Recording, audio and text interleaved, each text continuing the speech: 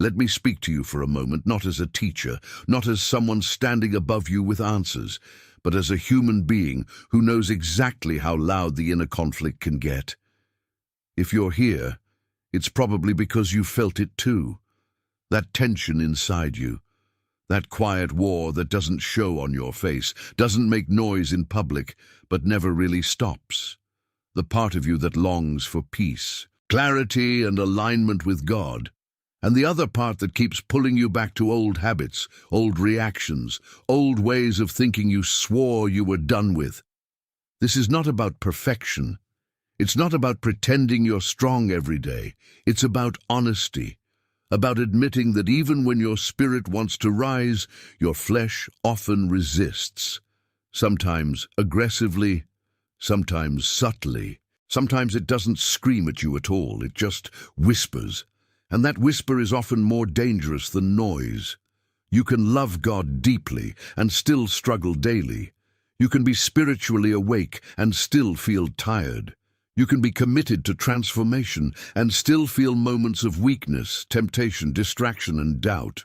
None of that disqualifies you. It confirms that you're in the process. Living by the Spirit is not a one-time decision. It is a daily confrontation, a daily choosing, a daily death of certain impulses so something greater can live through you. And the hardest part isn't resisting obvious sin. The hardest part is recognizing when the flesh disguises itself as comfort, logic, self-protection, or even righteousness. Today, I want to walk with you through this, slowly and honestly, not with religious cliches, not with surface-level motivation, but with depth, with truth, with the kind of clarity that helps you recognize what's really happening inside you, so you can stop fighting blindly and start living intentionally. Let's begin. Understanding the war within. Why the flesh always resists the spirit. There is a reason the inner conflict feels relentless, and it's important that you understand this before you try to win anything. The war between the spirit and the flesh is not accidental. It is not a sign that something is wrong with you. It is a sign that something is alive inside you. The flesh resists the spirit because the spirit threatens its control. The flesh is not just about physical desires. It is a mindset, a way of responding to life that is centered on survival, comfort, validation, control, and immediate relief. The flesh wants what feels good now, what feels safe now, what feels familiar now. The spirit, on the other hand, is oriented toward truth, growth, surrender, obedience, and long-term transformation. That's why the two cannot coexist peacefully. They speak different languages. They value different outcomes, and they lead to very different destinations. The flesh does not always tempt you with obvious wrongdoing. That would be too easy to recognize. Instead, it often presents reasonable arguments. It tells you that you deserve rest when what you really need is discipline. It tells you to protect yourself when what God is inviting you into is trust. It tells you to delay obedience until you feel ready, even though readiness rarely comes before obedience. The voice of the flesh is persuasive because it sounds like you. It uses your own thoughts, your own emotions, your own past experiences. It doesn't announce itself as the enemy. It presents itself as logic, as realism, as self-care, as caution. And that's why so many people stay stuck for years while believing they are being wise. The spirit, by contrast, often speaks quietly, not because it is weak, but because it does not force. It invites, it nudges, it reveals, it brings conviction without condemnation. It points you toward truth, even when that truth is uncomfortable. This is why learning to distinguish between these two voices is essential. If you don't know who is speaking, you will keep obeying the wrong voice while asking God why nothing is changing. One of the clearest signs that the flesh is in control is reactivity. The flesh reacts. It reacts emotionally, defensively, impulsively. It wants immediate answers, immediate relief, immediate affirmation. The spirit responds. It creates space, it invites reflection, it brings patience where the flesh brings urgency. Another sign is repetition. The flesh thrives on cycles, the same thoughts, the same excuses, the same promises to change tomorrow. The Spirit brings movement. Even slow movement is still movement. The Spirit does not keep you stuck in the same place with new explanations. You may notice that the flesh becomes loudest when you are about to grow, when you are close to obedience, when you are on the edge of letting go of something familiar. That's not a coincidence.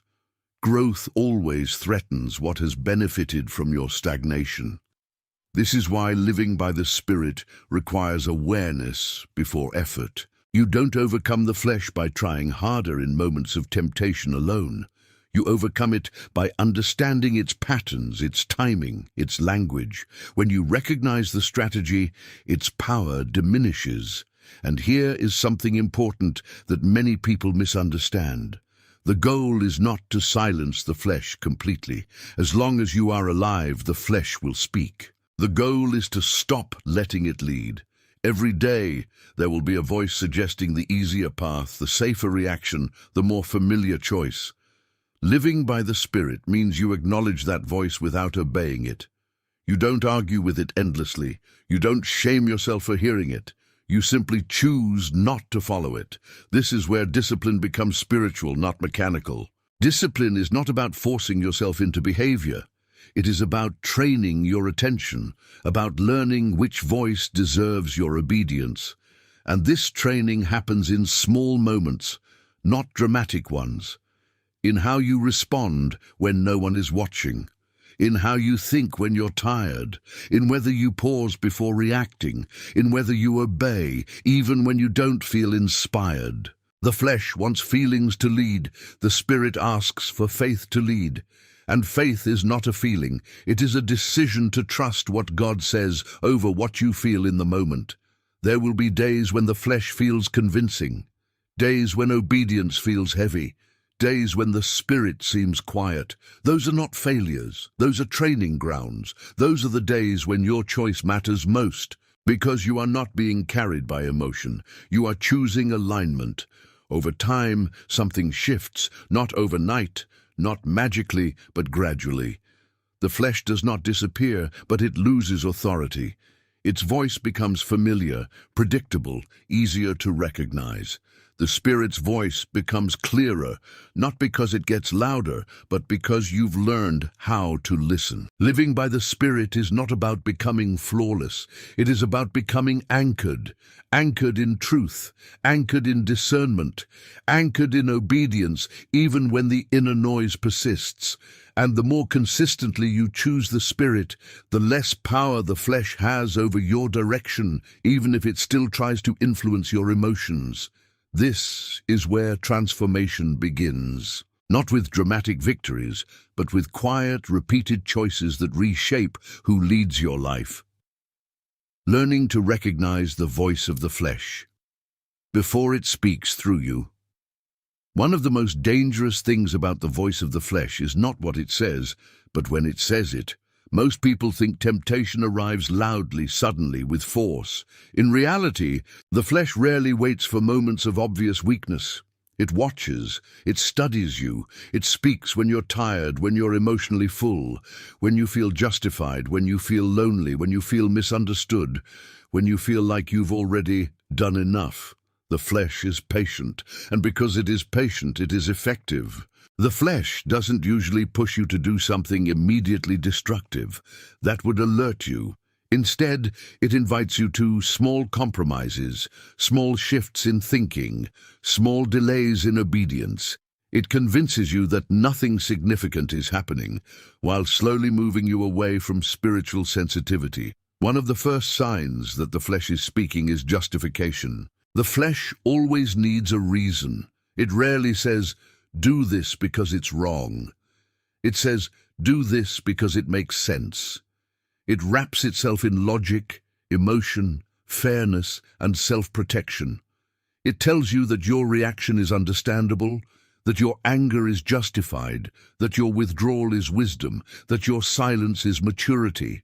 And sometimes Those things sound reasonable on the surface. That's why discernment is not about asking, "Does this feel right?" It's about asking, "Where is this leading me?" The Spirit speaks in alignment with truth, not convenience. The flesh speaks in alignment with comfort, not transformation. And the difference between the two is often revealed by what they avoid. The flesh avoids surrender. It avoids humility. It avoids accountability. It avoids waiting. It avoids discomfort that leads to growth. The Spirit, by contrast, often leads you straight into those places. Another clear sign of the flesh is urgency without peace. The flesh rushes. It pushes. It insists that you must act now, speak now, decide now, defend now.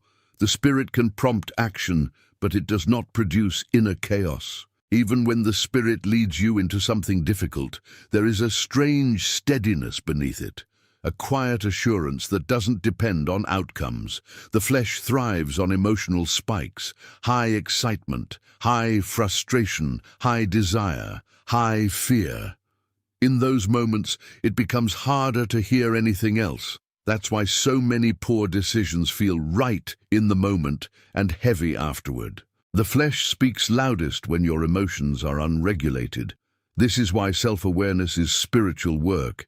If you don't know your emotional patterns, the flesh will exploit them. If you don't know when you're most vulnerable, you will keep falling into the same traps while wondering why you lack discipline. Pay attention to when the inner dialogue changes, when your thoughts become defensive, when you start rehearsing arguments that haven't happened yet, when you feel the need to explain yourself internally before anyone asks. Those are often signs that the flesh has taken the microphone. The Spirit does not rehearse self-justification. The Spirit convicts and then invites correction. The flesh explains, excuses, and delays. Another important marker is repetition without resolution. The flesh loves loops, the same thought again and again, the same rationalization, the same promise to change later. The Spirit may revisit a lesson, but always with movement, always with a step forward, even if it's small. Many people confuse familiarity with peace. Just because something feels known does not mean it is good for you. The flesh often pulls you back to familiar pain rather than unknown growth. It would rather keep you in a predictable struggle than risk transformation that requires trust. This is why spiritual growth often feels like loss before it feels like gain. The flesh mourns what it is losing: control, indulgence, attention, comfort. The Spirit focuses on what is being formed: clarity, strength, alignment, freedom. You don't defeat the flesh by hating it.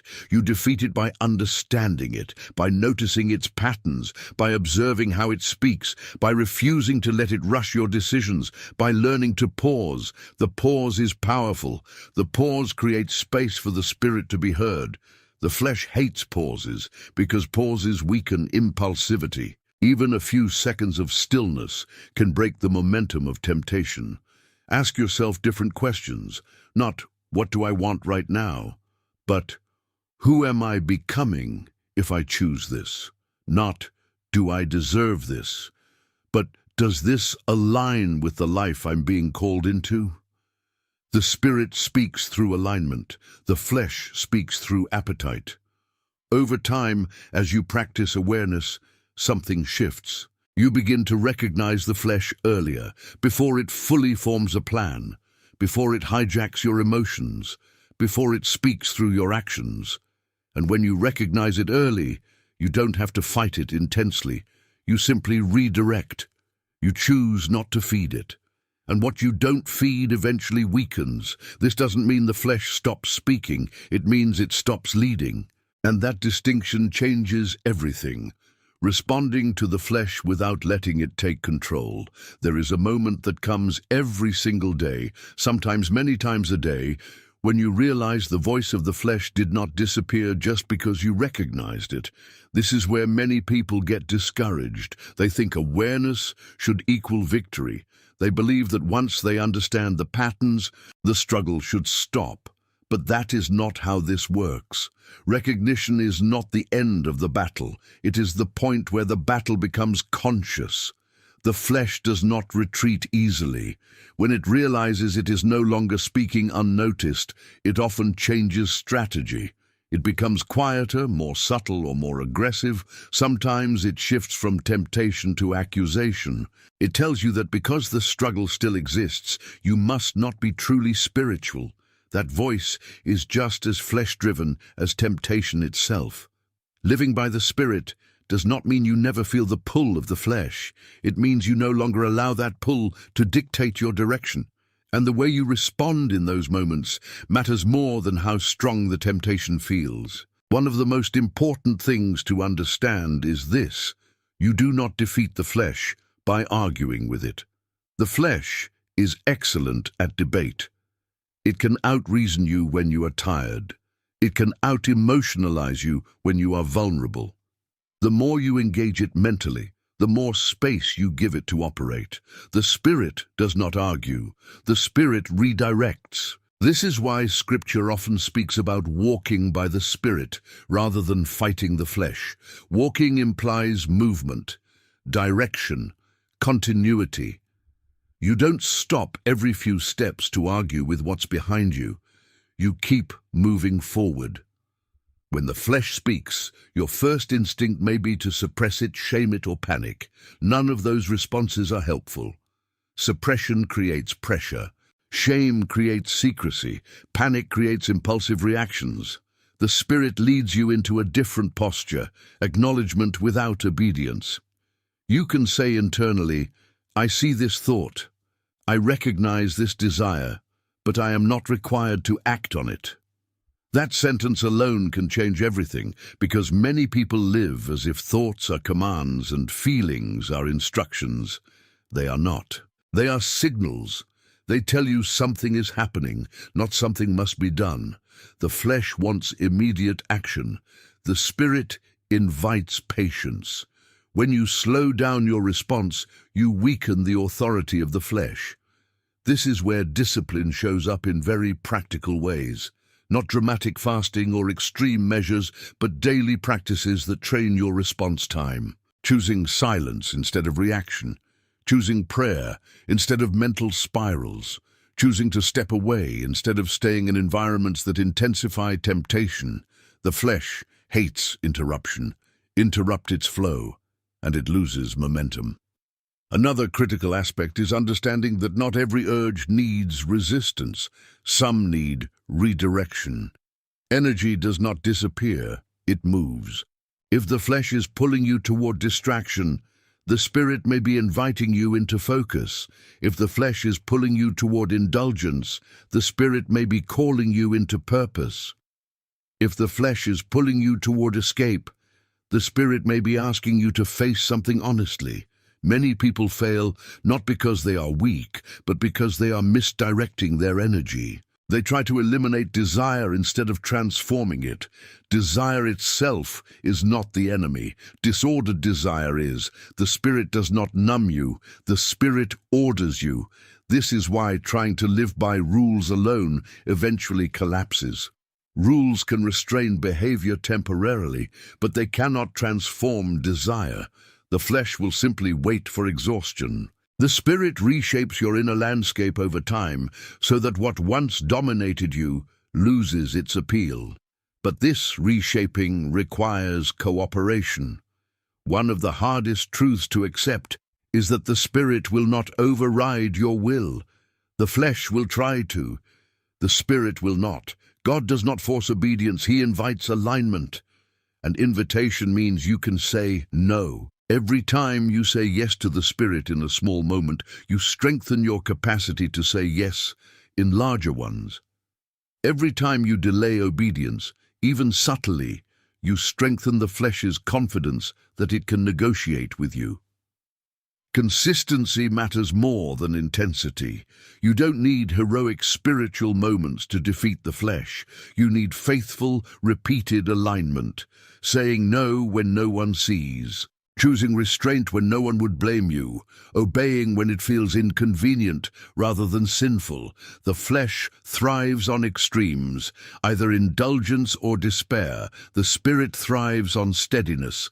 And when you fail, because at some point you will, the response matters more than the failure.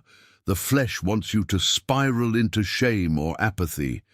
The spirit invites repentance, which is not self-hatred but recalibration. Repentance simply means turning, not groveling, not self-punishment, turning your attention back toward truth. If you fall and immediately return to alignment, the flesh gains nothing. If you fall and then stay down, replaying guilt, withdrawing, hiding, the flesh extends its influence far beyond the moment itself. This is why grace is not permissiveness. Grace is power. Power to stand back up without losing direction. Over time, you will notice something subtle but profound. The flesh still speaks, but its urgency weakens. Its accusations lose credibility. Its promises feel hollow. And your response becomes quicker, calmer, more grounded. Not because you became stronger on your own, but because you learned how to cooperate with the Spirit rather than wrestle endlessly with yourself. Living by the Spirit is not about controlling every thought. It is about choosing which thoughts get permission to shape your actions. And when you master that, the flesh can shout, whisper, or accuse, but it no longer controls your path. How daily habits quietly feed the flesh or strengthen the spirit. Most people think the battle between the flesh and the spirit is decided in moments of temptation.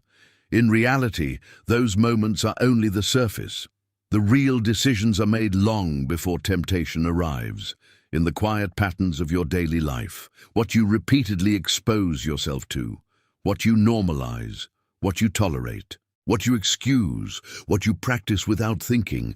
Habits are not neutral. Every habit is forming you in a direction, even if that direction feels invisible right now.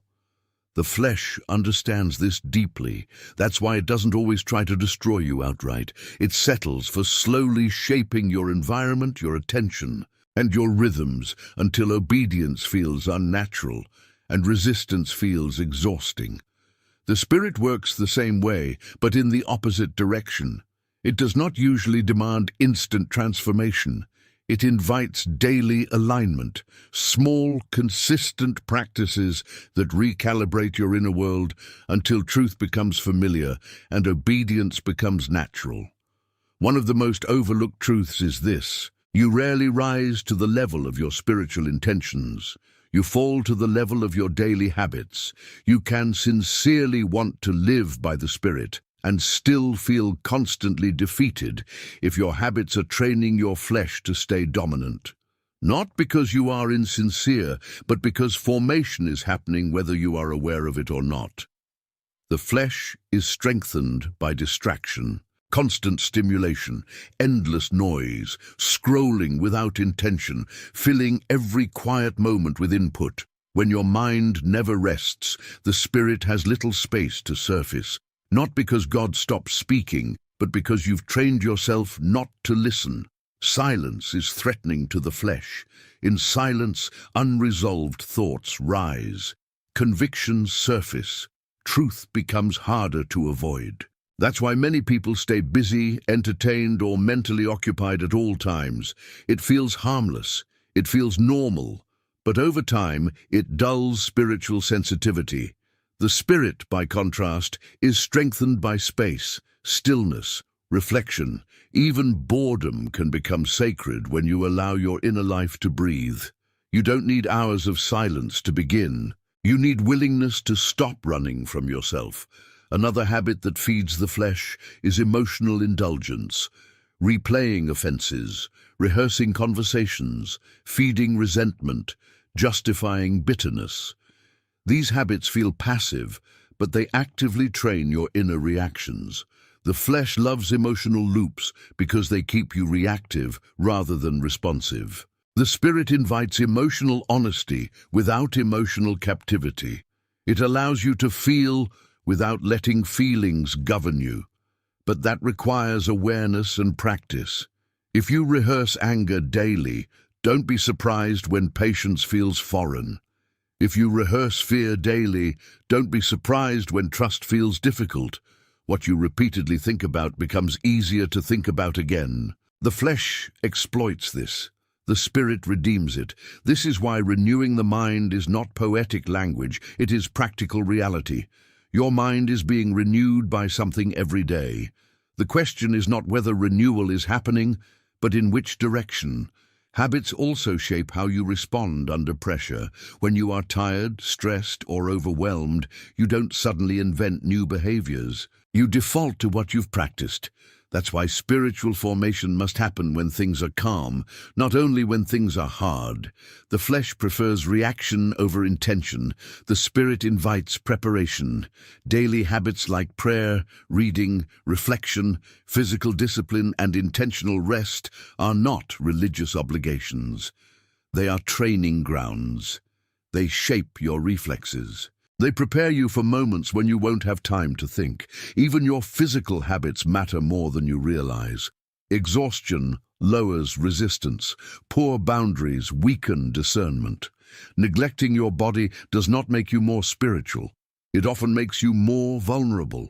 The flesh thrives when you are depleted because discernment requires energy.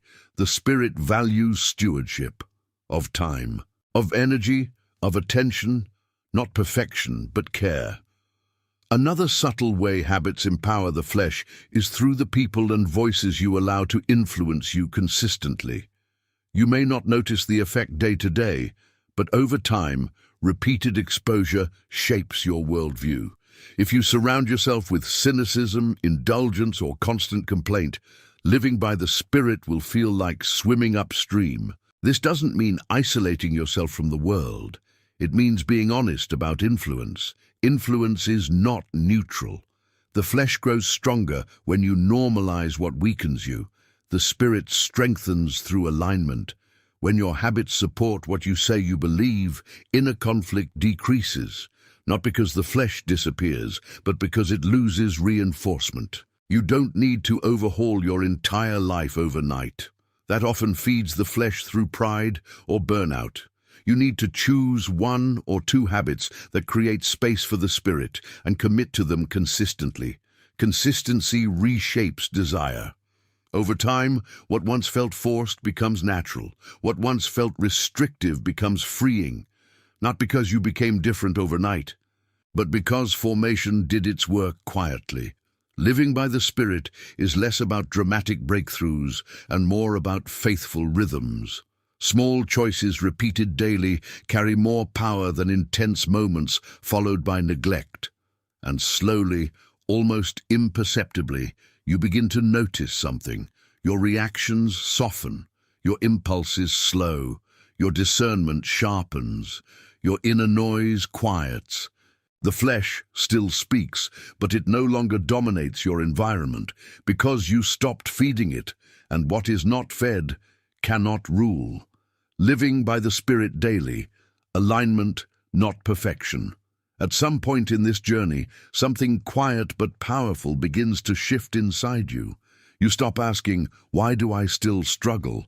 and start asking, "Who is leading me right now?" That question changes everything, because living by the Spirit was never about eliminating struggle, it was about changing leadership. Perfection is a lie the flesh loves to use against you. It sets an impossible standard and then accuses you for not reaching it. The Spirit does not demand perfection. The Spirit invites alignment. Alignment means direction, not flawlessness. It means that even when you stumble, you are still facing the right way. Many people abandon spiritual growth not because they don't want it, but because they believe they've failed too many times. They confuse falling with turning back. But falling forward is still forward. What matters is not whether you never slip, but whether you return to alignment quickly and honestly. Living by the Spirit daily means you stop dramatizing the struggle and start normalizing obedience. You stop waiting for motivation and start choosing faithfulness. You stop measuring your spirituality by how strong you feel and start measuring it by how consistently you align your actions with truth. One of the clearest signs of spiritual maturity is not intensity, but stability. The flesh loves emotional extremes, high devotion followed by deep discouragement. The spirit cultivates steadiness, a grounded commitment that doesn't depend on mood. This is why daily alignment matters more than rare breakthroughs. A quiet yes today matters more than a dramatic vow you abandon tomorrow. The spirit works through continuity, through showing up even when nothing feels impressive. Another shift that happens over time is how you see obedience. Early on, obedience can feel restrictive, like something you endure. Later, it begins to feel protective. You realize that many of the things God asks you to avoid were never punishments. They were safeguards. The flesh frames obedience as loss. The Spirit reveals it as freedom. Living by the Spirit also means learning to forgive yourself quickly, not in a careless way, but in a truthful one. Lingering in shame does not honor God. It does not produce change. It only keeps you focused on yourself. The Spirit always leads you back to clarity, not self-absorption. You will notice that as alignment becomes your priority, your inner dialogue changes. You stop negotiating with temptation as much. You stop justifying reactions as often. You stop rehearsing excuses, not because you became immune, but because you became anchored. Anchored people are not untempted. They are oriented. Living by the Spirit daily means you begin to live from identity rather than striving for it. You stop trying to prove that you are spiritual and start living as someone who is being transformed. That shift brings peace, not the absence of conflict, but the absence of confusion about who you are becoming. And perhaps the most liberating realization is this: God is not measuring you by your worst moments. He is shaping you through your willingness to keep returning. Every time you choose alignment after failure, you weaken the flesh's grip. Every time you choose obedience without applause, you strengthen the Spirit's influence. Over time, your life begins to reflect something deeper than effort. There is a quiet authority in how you move, a calm discernment in how you decide, a grounded presence in how you respond. People may not know why you feel different, but you will, because you are no longer living at the mercy of every inner voice. You have learned which voice deserves your obedience. Living by the Spirit is not about defeating the flesh once and for all. It is about choosing, again and again, who leads. And every day you choose the Spirit, you become more aligned with who you were always meant to be. Not perfect, but grounded. Not flawless, but faithful. Not free from struggle, but free from confusion. And that is victory that lasts.